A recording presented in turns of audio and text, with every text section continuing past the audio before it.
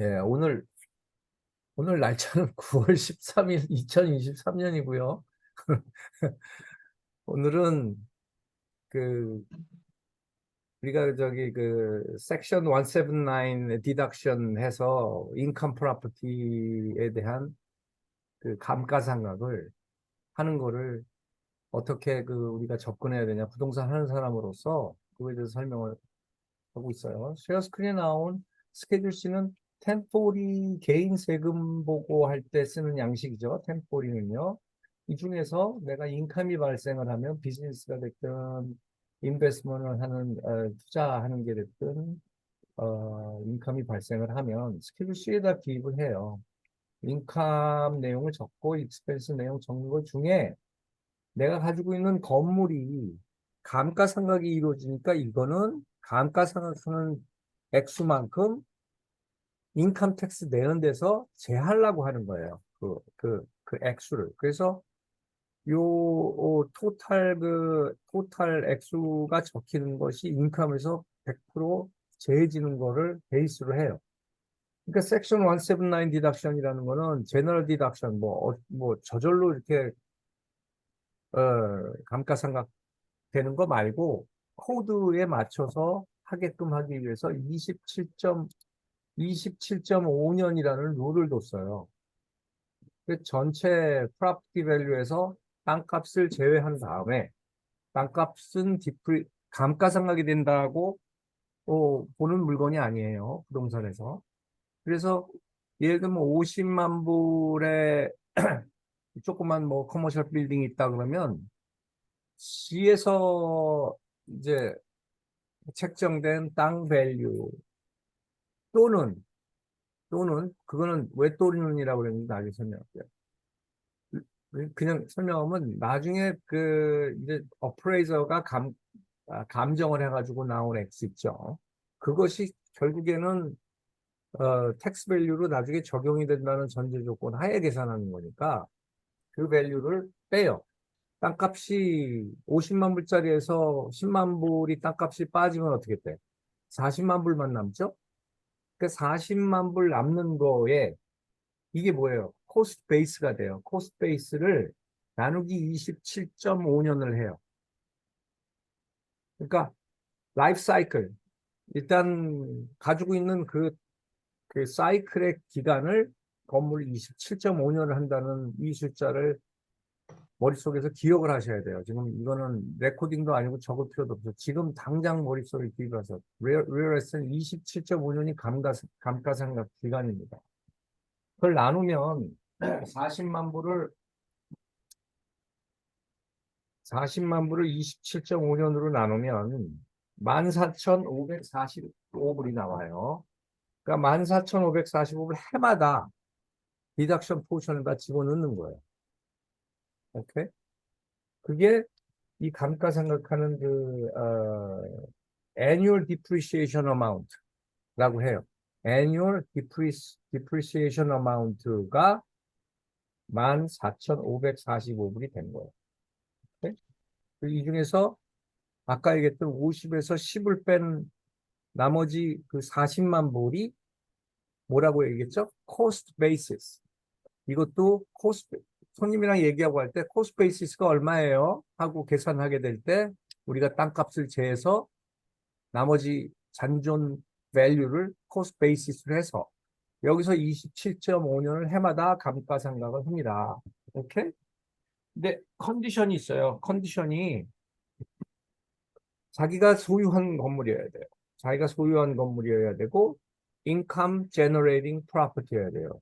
이 말도 잘 술술술 입에서 나오게 있게 돼요. income generating 하는 property여야 돼요. 오케이? 왜? 스케줄 C에 내 인컴에 대해서 적는데 그 인컴에 대한 expense 중에 하나이기 때문에 오케이? 그래서 이 조건을 어, 어, 충족을 해야 돼요. 개인이 소유 안 하고 코퍼레이트 소유한다. 그러면 코퍼레이트 텍스 디덕션에서 해야 되지. 이 개인 세금 하는 데서 디덕션 저걸 하면 익스펜스 처리를 하면 안 돼요. 오케이? 그래서 이것이 지금 뭐 디프리시에이션을 또 이것도 우리 이제 영어인데 write off를 한다. write off 하셔야죠. 이렇게 말하는 거야. write off depreciation. depreciation write off 하셨어요? write off. 지워서 빼낸다는 얘기예요. 오케이? write 한 다음에 off예요. write off depreciation 하는 걸로 하는 거고, 키포인트 2는 땅은 depreciation 감가상각에 포함되지 않고 거기에 나와 있는 건물을 27.5년에 한해서 점차적으로 균등하게 해마다 14,545불이 된다는 거예요. 오케이, 아시겠죠? 여기까지 질문. 없어요?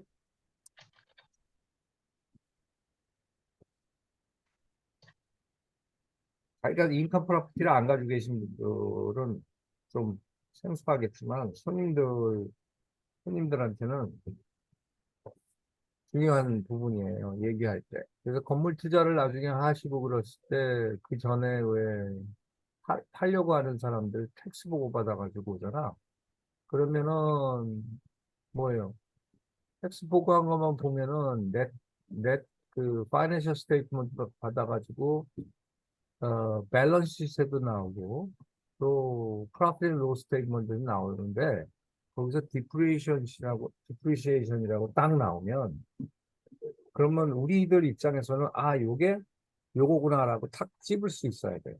이래서 깎았구나. 그래서 NOI가 더 높구나. 어? 내가 들어가게 될 때는 어떻게 돼요? 밸류가 틀려지겠죠? 새로 나온 퍼처스한 가격으로 기준하기 때문에 옛날에 했던 디프리시에이션 포션이랑 틀려져요. 그래서 더 올라가면 내려가지 않아. 그러니까 넷 프로핏도 더 떨어져. 그런 걸 고려해서 건물 투자를 해야 되는 거고 그런 부분을 뭐 얘기해주면 손님이 고맙다고 그러겠지만 손님이 예, 뭐 디테일한 거 물어보면 회계사랑 상의하세요?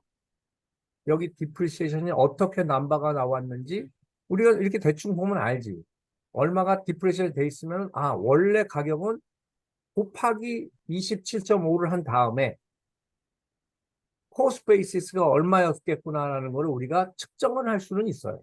하지만 새로 우리가 새로운 바이어의 새로운 인컴 텍스를 어, 파일링하는 우리 클라이언트 입장에서는 그거는 고려 사항이 아니라는 거죠. 그걸로 똑같이 계산을 했다가는 계산이 틀린 거죠. 여기까지도 질문이 없어? 그럼 넘어가요. 오늘 이거는 지금 다음에 아까 얘기했듯이 Commercial Buyer Tenant Representation Agreement가 있어요. 이거를 만약에 썼을 때 항상 헷갈리는 게 있어. 커머셜을 들어가는데 어떤 건 탈품 쓰고 어떤 건 변호사 거 써요. 이렇게 되는 기준이 뭔지 아세요? 이 안에 연결된 어덴덤이나 연결된 그 컨트랙이 탈폼을 썼다고 하면은 그거만 계속 써야 돼. 그거 외의 그거와 멘션 안 된 것들을 쓸 때는 개인 컨트랙을 써도 돼요. 쉽게 얘기하면 이거는 손님을 맞아서 계약하기 전에 내 클라이언트랑 맺는 representation agreement이에요. 그러면 사실은 이걸 안 써도 돼요. 개인 우리 NDA 형식으로 되어 있는 representation agreement이 따로 있기는 있어요. 그런데 굳이 뭐 잘 돼 있는데 이걸 쓰자 이거예요.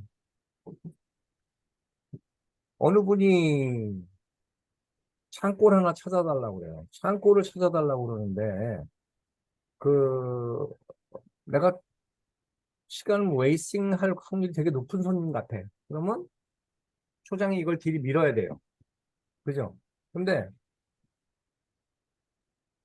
내가 집을 판 손님이야. 그리고 내 기존의 손님이야. 근데 갑자기 느닷없이 이거 들이밀면 이거 뭐야? 라고 할 수도 있어요. 그러니까 그걸 잘 구별해서 어느 시점에 이 사람이랑 내가 representation agreement을 해야 되는지를 잘 판단하세요. 이거는 개인 역량이기도 하고 개인 기술이기도 해요. 손님이 기분 나쁘지 않게 랩 어그리먼을 받는 거는. 물론 레지던셜 어그리먼도 똑같은 패턴으로 내가 요구를 해요. 그렇게 해왔고. 아, 뭐 미국 어느 회사에서는 만나가지고 IBS 쓰면서 집 보여주기 시작하면서 이걸 들이미는 경우도 있어요. 그죠? 나는 그거는 굉장히 찬성하지는 않는 편이기 때문에 어, 개인의 역량, 개인의 기술에 따라서 타이밍을 잘 잡아서 바이어 랩 사인을 받으라는 거예요. 근데 커머셜은 처음이 솔직히 레지던셜처럼 MLS 베이스로 해가지고 누구든지 볼 수 있는 그런 것들이 아니기 때문에 내가 가지고 있는 물건을 갖다가 내가 리스팅 어그리먼을 해놓은 내 리스팅을 갖다가 손님한테 보여줄 때는 구태여 이게 필요 없을 수도 있잖아. 그죠? 그래서 자기가 어, 그 처한 그 상황에 따라서 요거를 사인을 받을 수도 있고 안 받을 수 있다. 단, 내 시간이 중요하기 때문에 시간을 웨이스팅하기 싫다 그러고 손님도 좀 마음에 안 들어. 그래서 손님도 나 말고 미리 거래하는 게 있는 것 같고 내가 만났는데 다른 에이전트랑 좀 뭐 좀 보셨어요 했는데 뭐 앞에 두 명, 세 명 봤어. 그러면 사인을 받으세요. 백발백중 뭐 여러 브로커랑 딜을 하는 걸 거예요. 그래서 클라이언트는 정면에 바이어가 될 수도 있고 테넌트가 될 수도 있죠. 적으시고. 이 정보가 정확한지를 확인을 해야 돼. 나중에 나 아니다 그러면 그만이에요. 바이어 테넌트 레프레젠테이션 어그리먼을 썼는데 그 다음에 뭐가 있어요? 마땅한 물건이 매칭이 됐을 때 받아야 되는 게 있죠? NDA가 있는데 탈폼에 NDA가 있냐? 없어요. 난 디스클로저 어그리먼을 안 만들었어요. 왜? 너무 다양한 거를 포용해야 되니까 한 계약서 안에. 그래서 그건 없어요.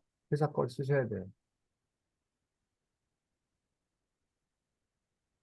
acquiring property라고 되어 있죠. 만약에 테넌트 랩을 해서, 그죠? 테넌트 랩을 해서 스페이스를 갖다가 구한다 할 때는 이게 말이 되는데, 프로퍼티를 갖다가 적용을 해서 그 사람을 소개시켜 줘야 되니까. 근데 비즈니스의 경우는 어떻게 돼요? 비즈니스의 경우에는 재밌게도 요거 크로스 아웃 해가지고요. 크로스 아웃 하는 거 있어요. 크로스 아웃 해서 여기다 비즈니스라고 바꿔놓으시면 되고, 밑에다 마켓 에리아에다가 구체적으로 매상 얼마 얼마인 어느 에리아의 purchase price range of 100,000 to 200,000 이게 디스크라이브 여기다가 쭉 적으셔도 돼요. 법적 효력이 있으니까. 오케이? 그 다음에 대표님, 근데 그거 이렇게 와이스로 이렇게 하는 거 일리글 아니에요? 크로스아웃하고 기록이 남기면 돼요. 이거를 크로스아웃하고 여기다가 커멘트를 달았을 때는 factual 어, 스테이트먼트 같은 거는 에이전트가 적을 수가 있어요. 변호사가 할 수 있는 거는 랭귀지를 만들 때예요. 특히 건들기 힘든 것들이, 건들면 안 되는 것들이 여기 스페셜 프로비전, 오케이? 스페셜 프로비전에 바이오 랩을 적을 때, 스페셜 프로비전에 적을 때는 조심히 적으셔야 돼요. 뭐, factual statement, 넘버 같은 게 나오면 굉장히 factual, area, factual statement. 그 다음에 안 적어야 되는 것들, condition, 뭐뭐뭐뭐 할 때, 뭐뭐인 경우, unless 뭐뭐뭐뭐, 그죠? 뭐 shall 넣고 your obligation is 뭐뭐뭐뭐 이런 거 적으면 안 돼요. 그건 factual이 아니라 conditional statement이에요. 오케이?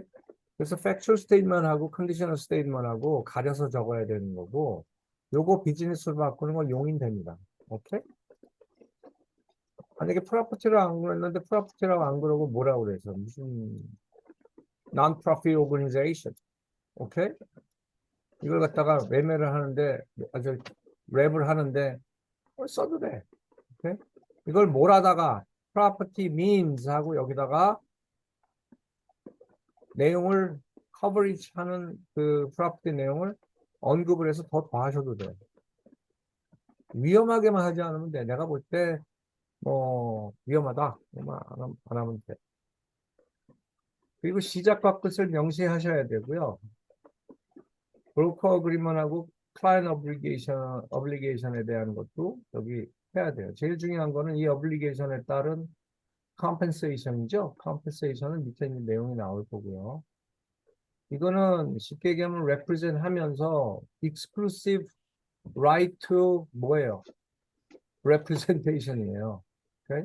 여기 다 exclusive의 의미가 있고 양쪽을 해야 될 경우에 내가 리스팅을 가지고 있는데 intermediary status 리스팅을 가지고 있는데 손님을 하는 게 아니라 내가 이 인터미디어리는 조금 의미가 틀려요. 내가 손님을 represent 하니까 이쪽이 나의 클라이언트고 이 사람을 상대로 내가 자리를 구하러 다닌다든지 그냥 뭐 코스타나 룸넷에 있는 아, 뭐예요? 그런 물건들을 갖다가 서치해가지고 컨택을 할 때 내가 할 수 있는 거는 I'm representing 누구 할 수 있는 권한이에요. 이 인터미디얼 스타일이었잖아요. 거꾸로 디렉션이 리스팅 쪽으로 가는 거예요. 잠시만요. 죄송해요. 잠시만요.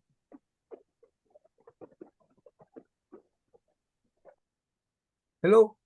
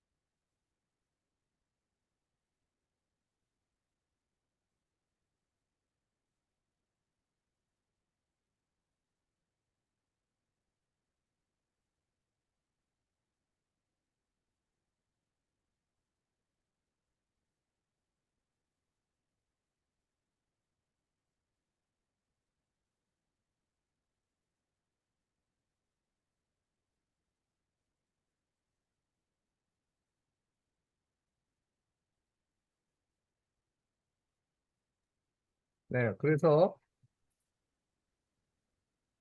그 인터미디어리 스테이터스는 이제 그런 식으로 이해하시면 되고 어, 만약에 2번에 보면 저쪽 내가 테넌트나 바이어를 레프레젠 하는데 리스팅도 리스팅도 회사에서 가지고 있는 거의 경우를 얘기하는 거예요. 그러면은 노티파이 해야 된다. 그런 내용이고요.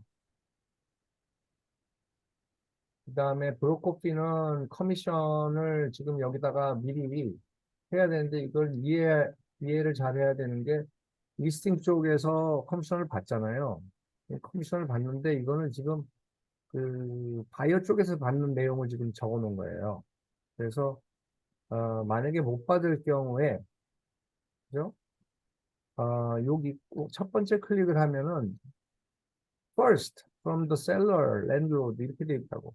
셀러한테 먼저 돈을 받는데 broker will seek to obtain payment. 그런데 만약에 주지 않기로 되어 있다. 셀러가 돈을 안 준다. 그러면 클라이언트가 저 돈을 내가 레프레젠하는 테넌트, 내가 레프레젠한 바이어한테 돈을 받는다. 이 내용을 적는 거예요. 여기다가. 그러니까 손님한테 얘기할 때 저기는 커미션이 안 나오기 때문에 안 나올 경우에 돈을 받습니다. 할 때 여기다 적는 거예요. 이거를 거짓말을 하면 큰일 납니다. 바이어 셀러 요거 여기다 클릭을 딱 해놓고 저쪽에다 받은 다음에 리스팅 쪽에서 돈을 받은 다음에 못 받았는데요? 그러면 이제 큰일 나는 거예요. 그래? 그리고 2번에다 클릭하면 무조건 주는 거예요. Client will pay broker the commission specified in paragraph 11A. 요 액수대로 주는 겁니다. 리스인 경우는 여기 뭐 4%면 4% 이렇게 쓰겠죠. 4% 여기다가는 어떻게 해요? 할 때는 보통 리스일 경우엔 베이스 렌트를 계산을 해가지고 하잖아요. 이 베이스 렌트. 그런데 여기다 클릭을 하면 트리플렛까지 다 포함된 액수로 해서 퍼센트를 받는 겁니다. 그런 경우는 그렇게 많지는 않아요. 그런데 어떤 경우에 하겠어요? 건물 자체가 트리플렛으로 세팅이 되어 있지 않은 건물이 있잖아요. 뭐 그로스 렌트 스퀘어당 20불이에요. 그러면 이런 경우에는 요걸 그대로 사용하면은 좋죠. 그래서 사인을 받기 전에 내용을 모르잖아. 내가 트리플렛 건물을 손님한테 소개시켜서 그게 계약이 될지 아니면 그로스 렌트로 돼 있는 걸 소개를 해서 될지 모른다고.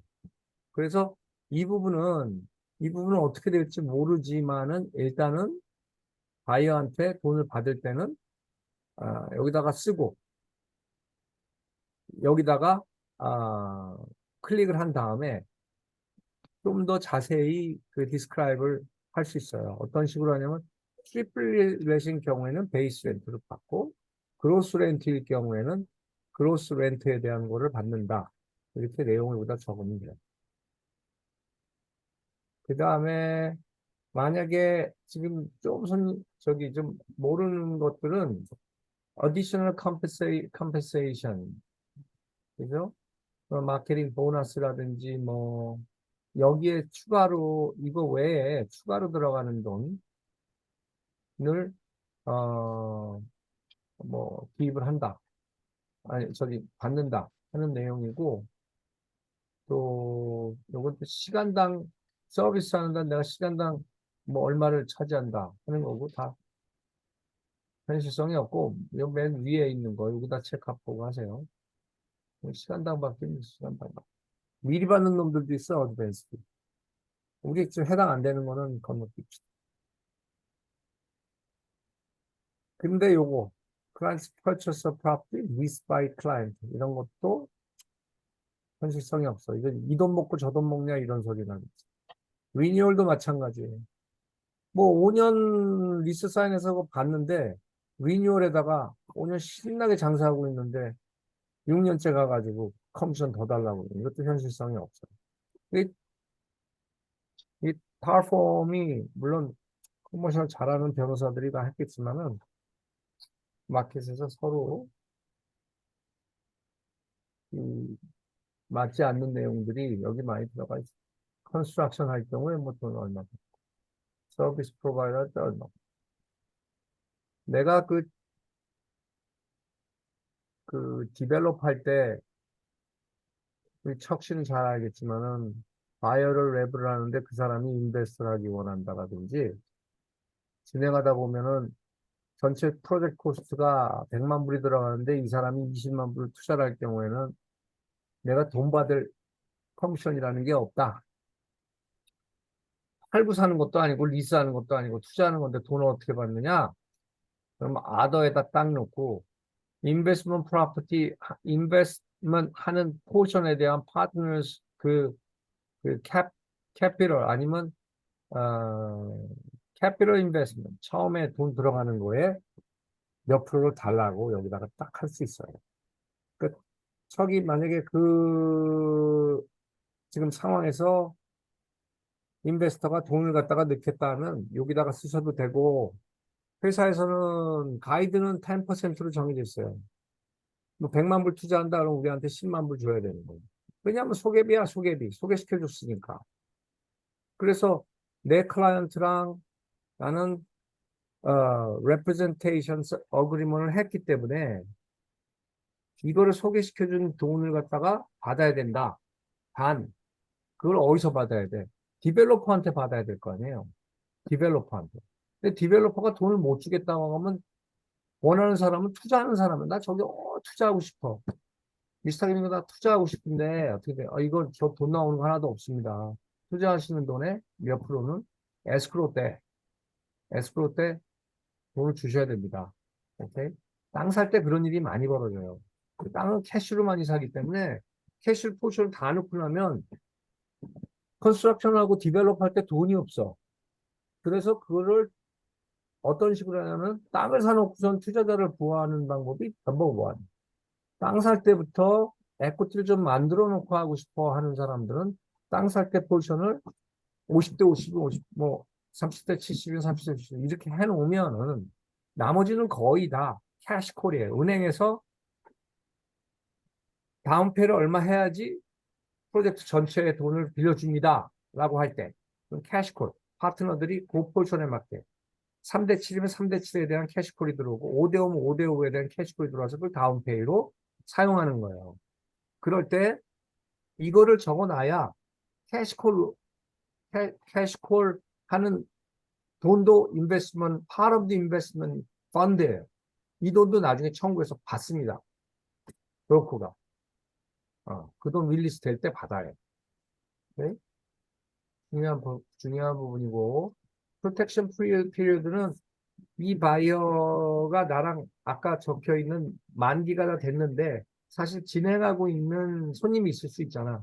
그래서, 텀이 레지던셜은 30일 정도 적지만, 커머셜은 프로텍션 피리어드 한 90일 정도 잡아줘야 돼요. 나중에 이거 쓸 때 내가 프로텍션 피리어드가 어느 정도 됐나 좀 보는 편이에요. 그러니까 90일 정도 적고, 더 많이 적을수록 좋아요. 네? excluded property는 지금 내 클라이언트가 현재 보고 있는 게 있어. 진행하고 있는 게 있어. 이거는 내 커미션에서 컴pen세이트 하는 캐리고리에서 포함이 안 된다 하고 여기다가 주소라든지 진행하고 있는 내용을 여기다 적으면 돼요. 오케이? 카운트는 항상 돈 받는 쪽. 그 다음에 무조건 아이디에 있으면 적으셔야 되고 어덴다에다가 여기다가 넣어야 되는 것들이 뭐 아까 디벨롭먼트 하는 것도 있지만 파트너십 어그리먼트 있을 수 있는 거고 그 다음에 또 NDA가 들어갈 수도 있어요. NDA가 들어갈 수도 있습니다.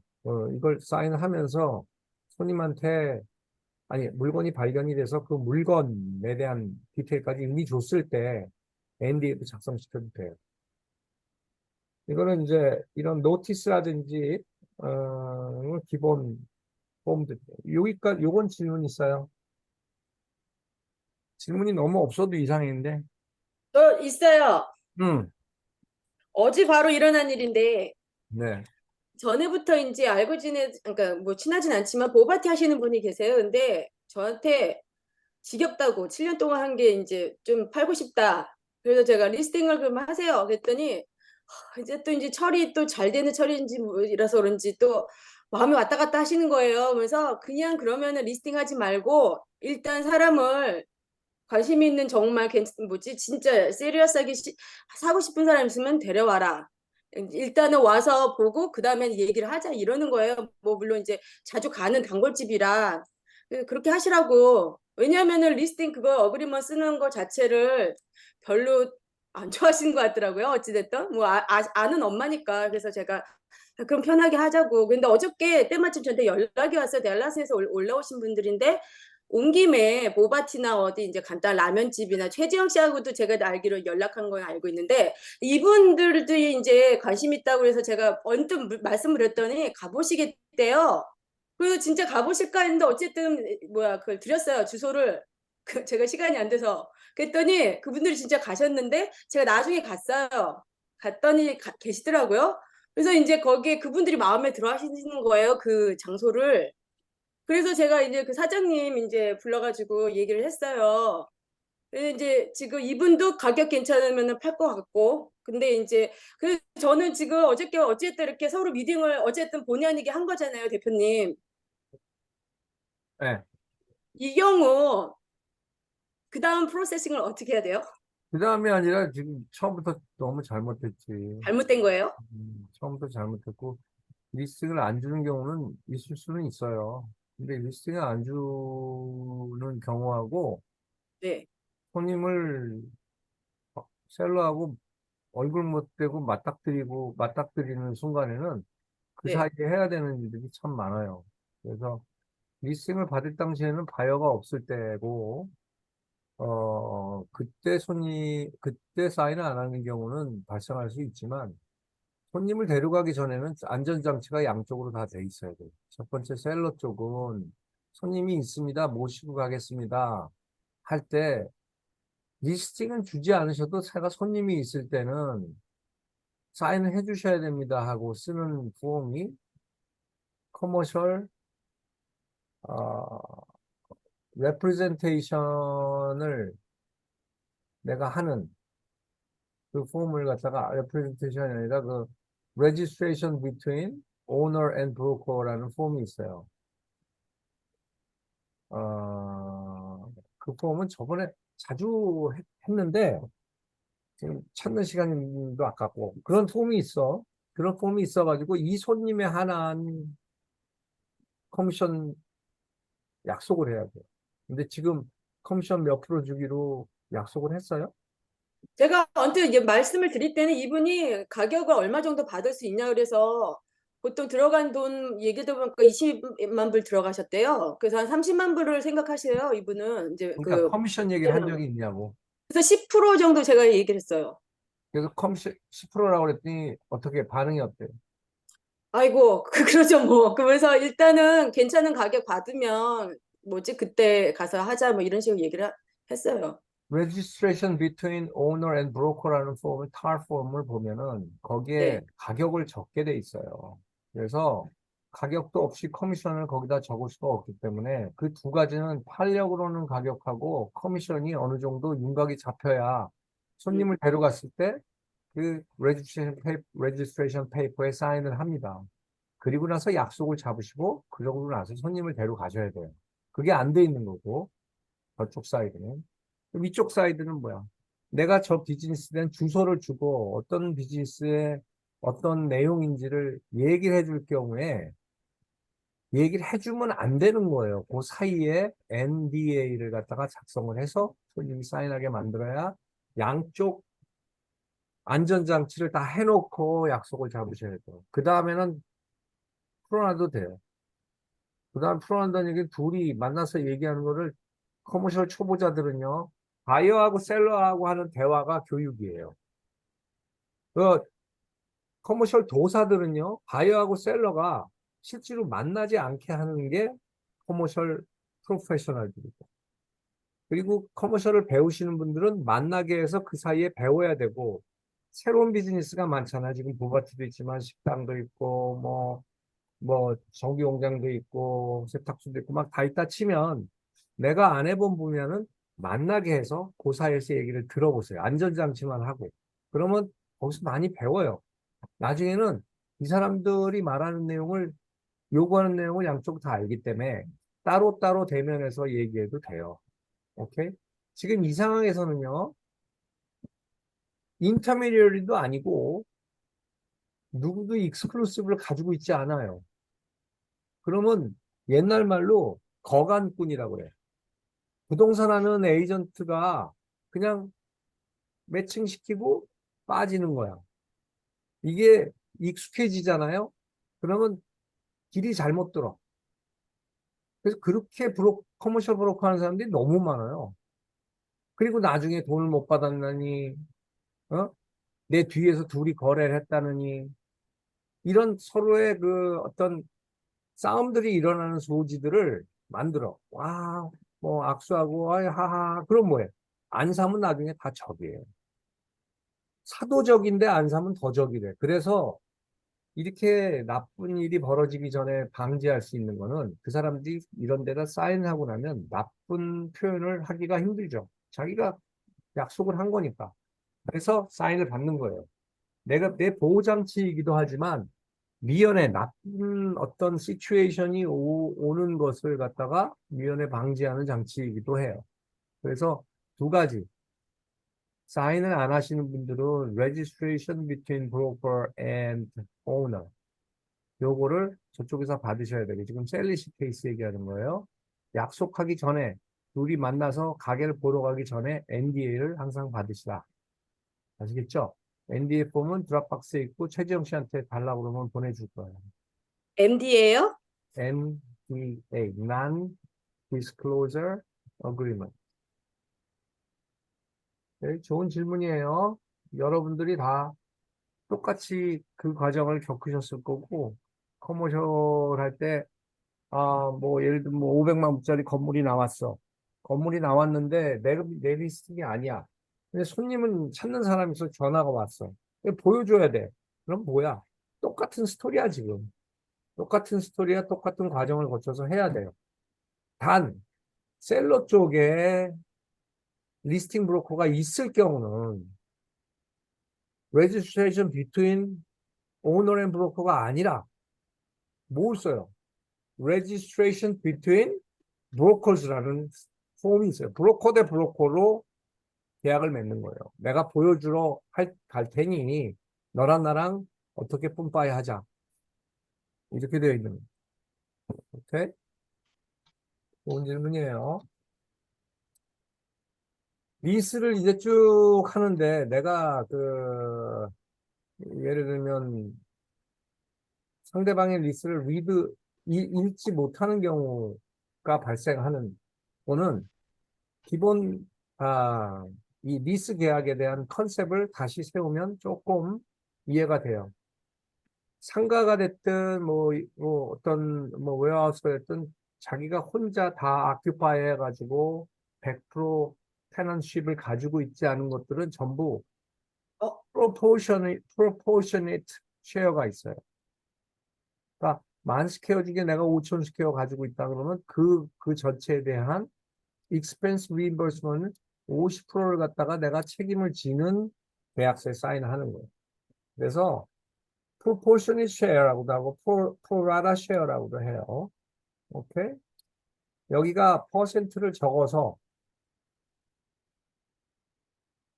expense reimbursement이 어떤 식으로 진행이 되느냐, 스퀘어풋당 얼마냐 하는 내용을 여기다 적게 되는데 오늘 설명하려고 그러는 것 중에서 여러분들이 지금 맨날 헷갈려하고 리스 컨트랙 뭐 50장짜리 이렇게 받으면 몰라 하는 것이 도대체 익스펜스를 어떤 기준으로 정하냐예요. 그 메서드가 세 가지가 있어요. 세 가지.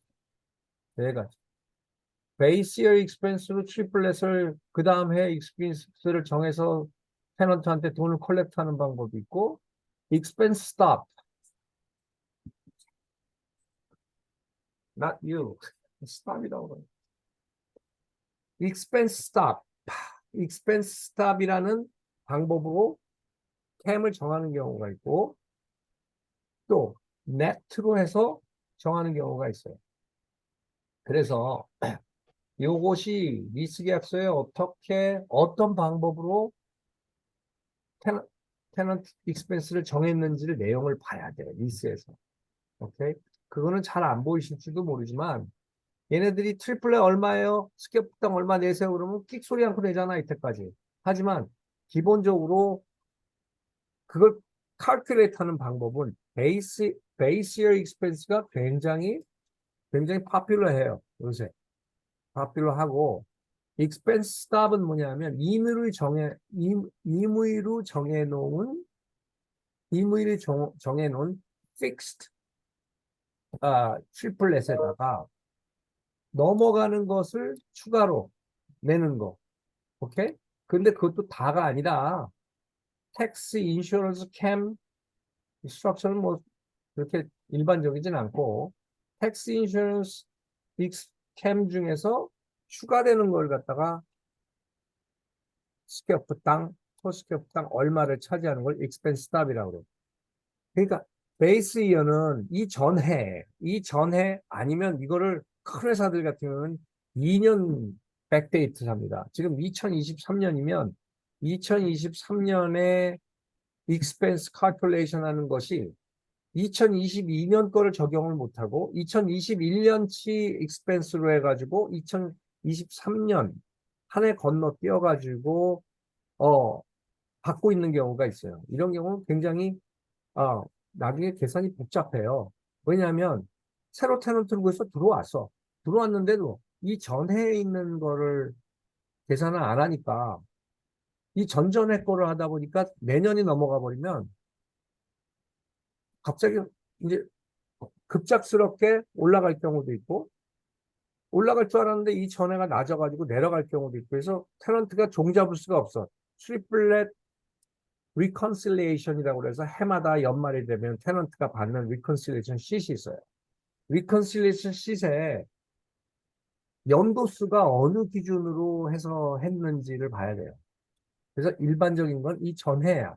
이 전해이지만 그걸 적용하는 것이 1월 15일 정도까지 빨리 결론이 나야지 1월 말에 1월 달치 아니 12월 15일까지 결정이 돼야 1월 달치 렌트를 낼 거 아니에요. 그러니까 뭐라 그럴까 좀 사이즈가 작은 프로퍼티나 아니면 오너가 뭐 작은 거 운영하고 있을 때 계산하는 거는 이게 가능해요.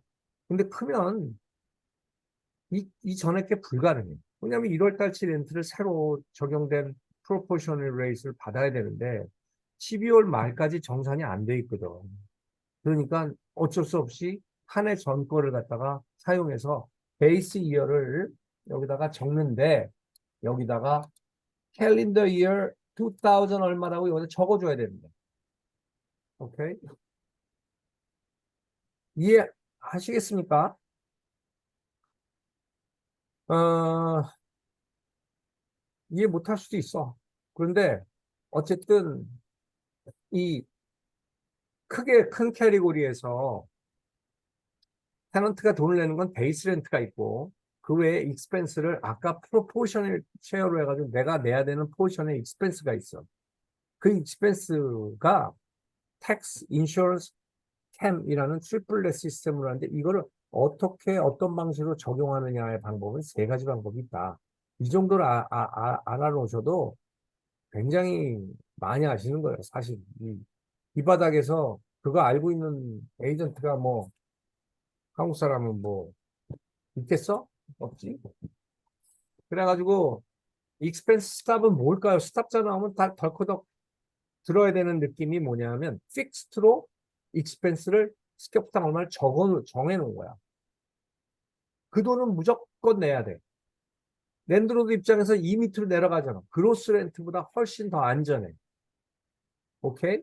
그걸 갖다가 예를 들면 보통 에버리지로 $10 per square foot 정도 나오는데 exceed $5 per square foot 하면 $5는 보장이 되는 거야. 랜드로드 입장에서는. 이게 익스펜스 스탑이에요. 그러고 베이스 이어는 아까 이거 적으라고 그랬는데 이거 다 이거 픽할 수 있잖아. 이거에서 만약에 텍스를 픽 안 하면 어떻게 돼요? 랜드로드가 낸다는 얘기야. 오케이?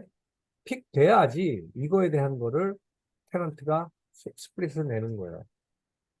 그래서 여기서 세 개가 클릭이 돼 있으면 트리플렛이고 두 개가 돼 있으면 더블렛이고 하나가 돼 있으면 싱글렛이에요. 네? 넷은 뭐냐? Each month tenant will pay. Tenants provide a share of the projected monthly expenses for the property. 이거는 계산도 복잡하고 이게 더 이게 더 정확하다고 생각하고 이게 더 정확하다고 믿는 랜드로드들은 이 전 달치 계산해서 그 다음 달치 베이스 렌트 낼 때 말일날 스테이트먼트를 보내요. 다음 달치 익스펜스 얼마라고. 매달 바뀌는 거야. 이거 불안해서 테너트가 싫어하지. 그래도 꽤 많습니다. 이것도 넷도. 오케이? Net method, expense stop method, base year expenses method. Okay? Is three different types of 뭐예요? expense 그 프로그램 하는 메소드. 오케이? 그래서 projected expenses를 갖다가 여기 projected monthly expenses 요거 했을 때 적어줘야 돼. 모르니까 테너트 입장에서는 이 리임버스 하는 건 그래서 그거를 monthly 아니면 annual로 해서 여기다 적. 텍사스에서는 yearly를 많이 쓰고요. 캘리포니아에서는 monthly 많이 씁니다. 만약에 12불 per square foot per year annual rate가 트리플렛이 이렇다고 하면은 캘리포니아는 $1로 여기 적을 거예요. 오케이? 아시겠죠? 아까 얘기했지만 여기서 만 스퀘어인데 50%라고 그러면 여기다 뭐라고 적어다? 5,000 스퀘어라고 여기다 적어야 돼요. 5,000 스퀘어.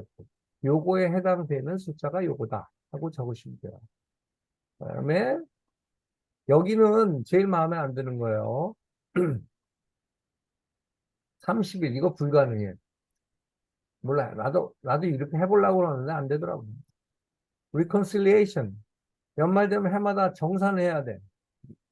근데 내가 받는 벤더가 하다못해 유틸리티 빌도요 12월 말까지 돼 있는 거를 1월 말에나 돼서 나와 빌링 사이클이 계산이 되겠어야 안 되지. 그러면 뭐 이거 빌 받자마자 딱 스탠바이하고 기다렸다 빌 탁탁 오면 뭐 며칠 안에 해야 되는데 이거는 힘들어. 그래서 난 이거 60일이라고 고치면 뭐 이거 쓸만한 리콘실레이션 방법인데 리콘실레이션 방법은 매니지먼트가 가지고 있는 요새 어마무시한 좋은 소프트웨어가 있어요. 우리가 쓰는 소프트웨어는 야디 브리즈 프리미어예요. 뭐 야디 브리즈 프리미어를 1년에 우리가 6,500불을 내요. 매니지먼트 소프트웨어를 해마다 참고로 하시면 코스트 대충 알아야 돼.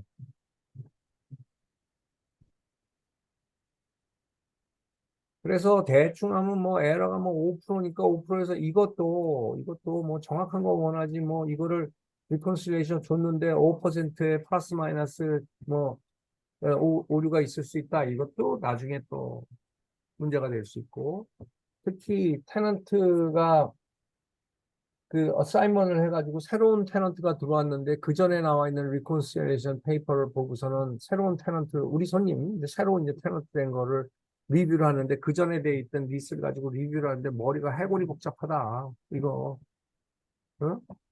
그래서 이거를 정확히 손님한테 설명해 줄 수 있는 거는 그 룰을 설명해 줘야 돼. 이러한 시스템으로 되어 있기 때문에 오차가 있을 수 있고 하는 것들을 설명해 줘야지 이거는 무조건 픽스입니다. 이거는 무조건 맞는 엑스입니다. 이거는 내년에 이런 거 모르면 룸을 두시라는 거예요. 당연히 모르는 게 당연하고.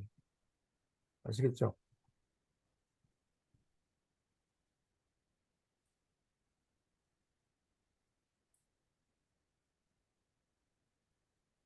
질문.